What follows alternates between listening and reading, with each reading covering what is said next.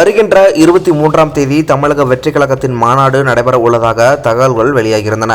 இதற்காக காவல்துறையிடம் அனுமதி கேட்டு கட்சி சார்பாக மனு கொடுக்கப்பட்டு இருந்த நிலையில் 33 நிபந்தனைகளுடன் மாநாட்டிற்கு காவல்துறை தரப்பில் அனுமதி கொடுக்கப்பட்டுள்ளது. இந்த நிலையில் இந்த மாநாடு வருகின்ற அக்டோபர் 15ஆம் தேதிக்கு தள்ளிப்போக உள்ளதாக தகவல்கள் தற்போது வெளியாகியுள்ளன. திட்டமிட்டபடி மாநாடு நடைபெறும் என்று ஏற்கனவே கட்சியின் பொதுச் செயலாளர் ஆனந்த் தெரிவித்த நிலையில் கட்சியின் நிர்வாகிகளுடன் விஜய் ஆலோசனை மேற்கொண்டதாகவும் இந்த ஆலோசனையில் அவருக்கு கடும் அதிருப்திக்கு ஆளானதாகவும் தகவல்கள் வெளியாகியுள்ளன. குறிப்பாக காவல்துறை விதித்துள்ள நிபந்தனைகளை வருகின்ற 23ஆம் தேதிக்குள் நிறைவேற்றுவது கடினம் என்பதால் இந்த மாநாடு தள்ளிப்போக வாய்ப்புள்ளதாக தகவல்கள் வெளியாகியுள்ளன.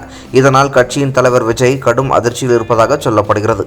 அடுத்த கட்ட நடவடிக்கை மற்றும் மாநாட்டுக்கான ஏற்பாடுகள் குறித்து விஜய் தீவிர ஆலோசனை மேற்கொண்டு வருவதாகவும் சொல்லப்படுகிறது. தீபாவளி மற்றும் அக்டோபர் மாதம் மழைக்காலம் என்பதால் கட்சியின் மாநாடு நடத்துவதற்கு சிக்கல் ஏற்படலாம் என்றும் நிர்வாகிகள் தங்களது கருத்துக்களை தெரிவித்துள்ளதாகவும் தெரிய வருகிறது.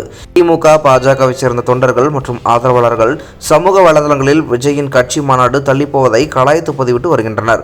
குறிப்பாக சொன்னதை செய்வதெல்லாம் திரைப்படங்களில் மட்டும்தானா நடிகர் விஜய்?